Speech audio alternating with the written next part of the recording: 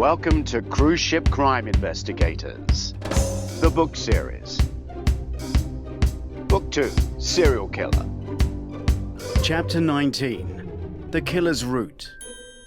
In a gentlemanly manner, the agents encourage Ruby to go in front of them in the vast area of well-lit colour that stages the buffet. She refuses, preferring to be considered equal. There is no queue this early, so it makes no difference. She picks up a tray and takes a red napkin and a knife and fork, then turns to them. They each hold a red napkin. "How did you get into security? They use red serviettes here too," Kieran remarks. "They were using paper serviettes last time I ate here," she says. "I'm joking. You've done a great job. I came up through the martial arts, store security, and nightclub doors. Even a stint doing stunts in movies. I'm going for an omelette. Not had one since the last ship." "Now we have Mary's," Kieran suggests. "There's a thought I can drool over. You know what that military edge gives you two?" They both look at Ruby, shaking their heads. "You both think like killers." Hunter walks to the omelette counter without a comment, leaving her with Kieran, who also blanks her. She collects a fruit juice and walks after Kieran, a little concerned that it came out the wrong way. "Sorry, I didn't mean it the way you took it." Kieran stares at every kind of food imaginable. Fruit juices, fruit, pulses, nuts, pastries, and various bread options, as well as every cheese, cold meat, and fish. "You know that's not good for you," Kieran says, looking at her fruit juice. "Fruit juice? This is healthy." It's a huge myth. "Fruit juice is bad?" she questions. "Worse than fizzy drinks. That apple juice has more sugar than cola," he says, pointing to her glass. "Sugar that your body doesn't want." "How do you know what my body wants?" "It wants to stay alive. We all have a survival instinct, and it's that instinct that drives a soldier to kill." They walk along the counter. "The fibre has been removed from that juice, which your body does need, plus the process of blending the fruit turns natural sugars into free sugars, the bad kind. They have the same effect on your liver as alcohol, and we get back to that theme of death." Ruby takes a moment, confused. "Is that all?" "Not really. Juice is made from concentrates, stored for ages, depleted of vitamins and nutrients," he says, still very coldly. Kieran joins Hunter in time to observe his omelette being turned onto the plate. "We need a romance in the workplace policy. I'll talk to HR here on the ship.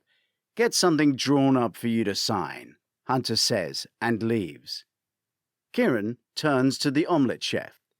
"All the vegetables and loads of onion. Do you have chilies?" The chef nods. "Go for it."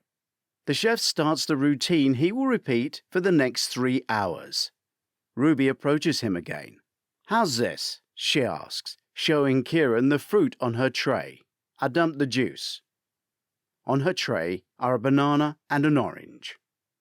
"Not that you need to worry about your figure, but there's maybe 5 teaspoons of sugar in that banana alone.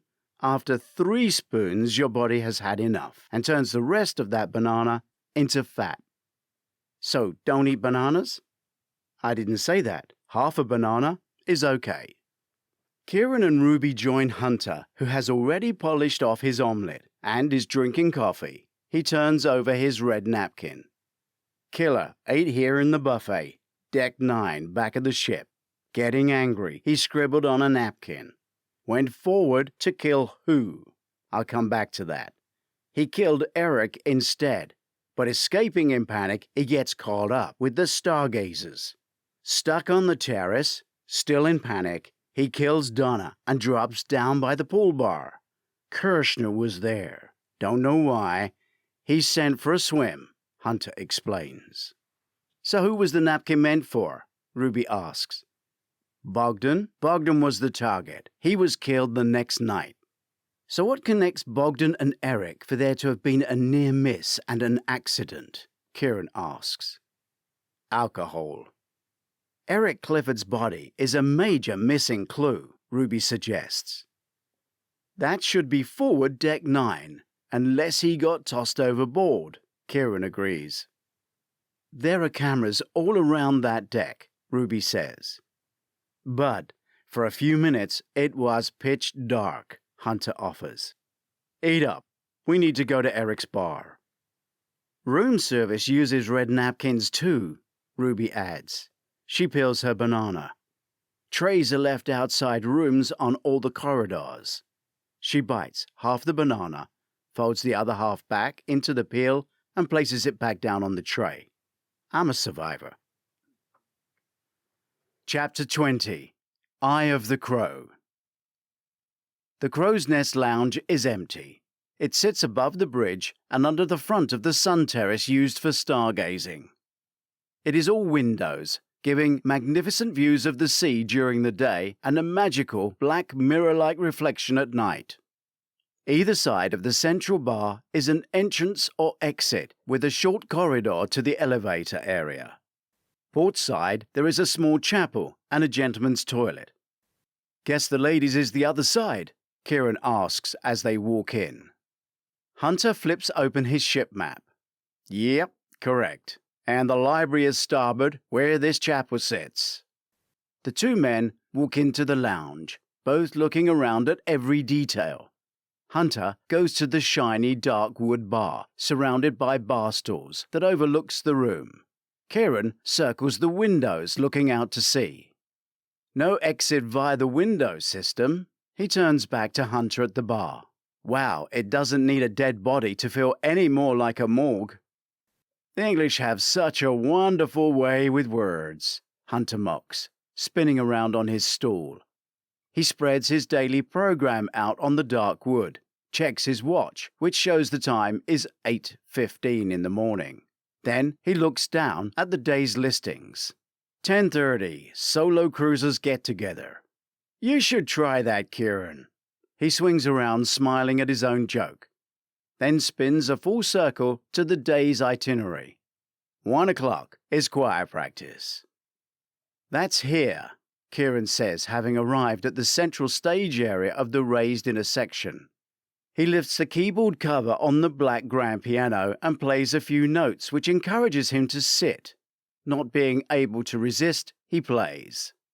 Hunter nods, genuinely impressed, but then focuses back on the daily event listings. At 3 we have craft, needlework and knitting. Is that where our murder weapon comes from? In the same room as Eric Clifford. Did that event supply the weapon that killed Donna? Hunter swings around, pleased with himself. After your round of applause, I might take the rest of the day off. Or, Kieran says, playing minor chords to punctuate, the killer used Donna's hat pin, conveniently found on her own head, ready for the taking. Kieran sings the Garfunkel-like final line. This is my pin for the taking. He ends with a choking sound as he breaks one hand away from the keyboard to perform a sarcastic mime of self-strangulation to 3 descending chords. He pulls an imaginary pin from his head and stabs his own heart over and over. Then he and the music stop. He looks to Hunter for a response, but his partner stays silent. Too soon? Hunter is still thinking, so Kieran continues to sell his idea. A hat pin is a thing that British ladies of style sometimes use to keep their hat fixed on their hair. Hunter chuckles. That's not a British thing. We have hat pins in America. I wager Donna was in here for solo cruiser. I bet she was in here for choir. I bet she made that fancy hat pin out of a goddamn knitting needle at craft class, and she wore it with pride. That would put Donna and Eric in the same room as the murder weapon. What time does the bar open? Kieran asks. Why, you want a job? Going undercover as a cocktail pianist? I hear the music department's opening is for a saxophonist. As much as I like that instrument, I don't play it. Kieran segues into playing something romantic as Ruby enters with Lau, her security officer. She has 2 files. She saunters towards Kieran and sits by the piano. "Would you two like me to leave?" Hunter jokes. "No, we have a problem," Ruby announces. "Another dead body?" Kieran casually asks, still playing and smiling. "The opposite. One of our existing dead bodies bought 2 drinks last night," she states. Kieran stops playing. "And the company wants to know who to bill." Ruby opens the folder and reads. "Kirshner ordered 2 doubles, one at 22.43 in the gin bar and another at 23.15 in the Wagon and Horses downstairs. Hunter, your hunch was right." "Not the night of the murder?" "No, last night." "Not in pattern, and very risky. What if that account had been closed as it should have been?" Hunter accuses. "I'll get that account closed," Ruby snaps. "Is either purchase on camera?" Kieran asks. "No, sir. I searched before calling Miss Ruby," Lau says. "Did he get lucky because there are so few cameras, or did he know which table to risk being served at?" Kieran asks. "Before you ask, the waiters don't remember him," Lau says. "Why should they? He's playing with us," Hunter suggests. "How does he know we're on board?" Kieran asks, taking a folder and leafing through it. "Slowing the ship to almost stationary, launching 2 lifeboats, your parachute jump from a passing plane, and the rumors of a murder," Ruby says sarcastically. "There is that," Kieran says, playing a game while he thinks. Ruby reads from the daily news sheet. "Captain Reynolds would like to assure guests that they are safe. A disagreement between guests did result in an unfortunate incident. 2 detectives were flown to join the ship and are now on board. They will deal with the issue, leaving the ship's staff to ensure guests continue to enjoy their cruise." "Can we get the doctor to run a full tox screen on all of the bodies?" Lau asks. Kieran stops playing, and the team look at Lau. "What if we have a drug problem on the ship? That might have the guests leaving the bar, leaving their drink, lingering in dark shadows, going behind doors, and owing money to a dealer who won't take the cruise card as currency.